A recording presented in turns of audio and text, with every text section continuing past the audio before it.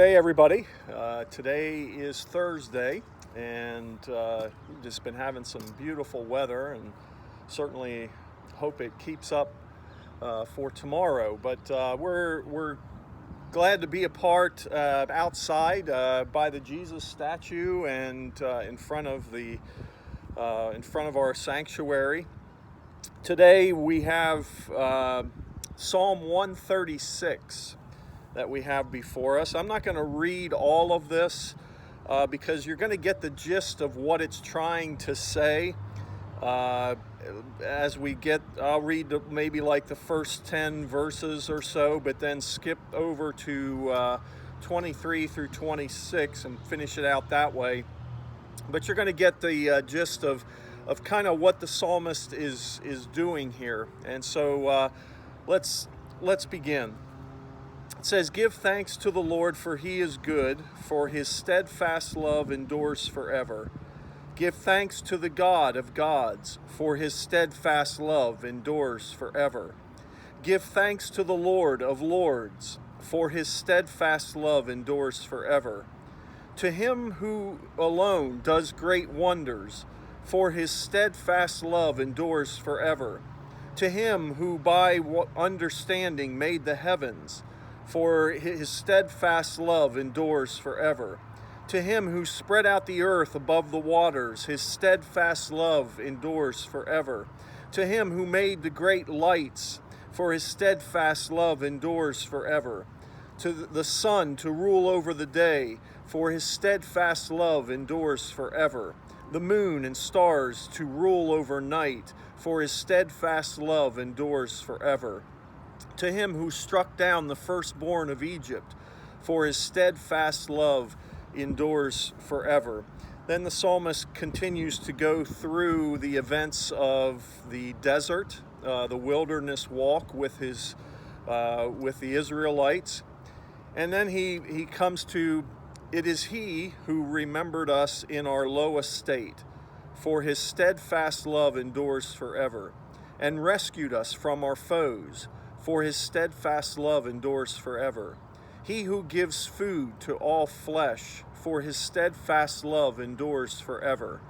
Give thanks to the God of heaven, for his steadfast love endures forever."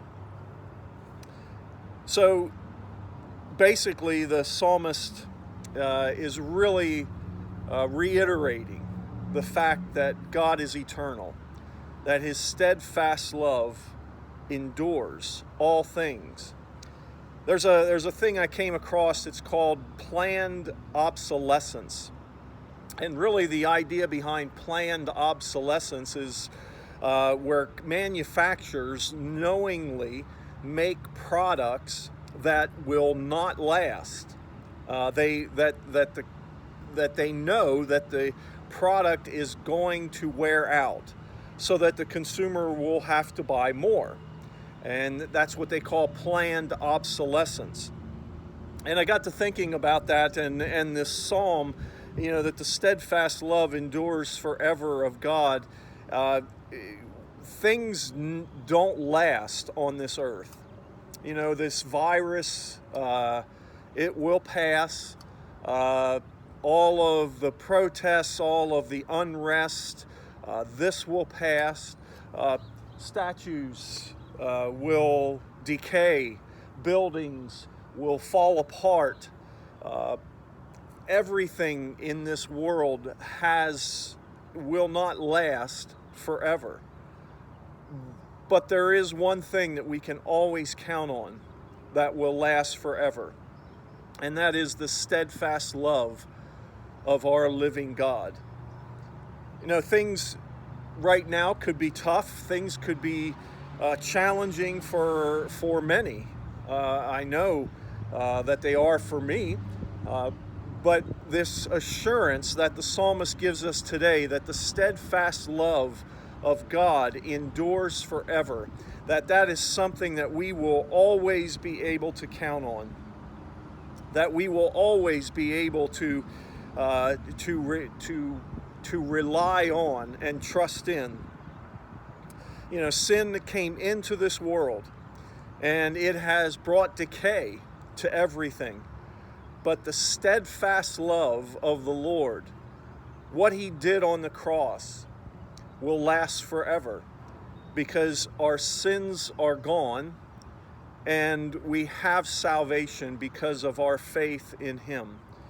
And you know, this is really a good psalm to really ponder and think about, because these things in this world just wear out. They pass. But when you're going through them, they don't seem like they're going to pass. But we can always remember that the steadfast love of the Lord endures forever. It will never fade. It will never falter. It will never fail. And that's what we can count on a day, on a beautiful day like this, in where we're reminded all around us that things will not last forever. God's love will. So may that be a blessing to you today, and we just ask that you continue to be a blessing wherever and whenever you can, and may God's peace and rest be upon you this day. We'll see you the next time.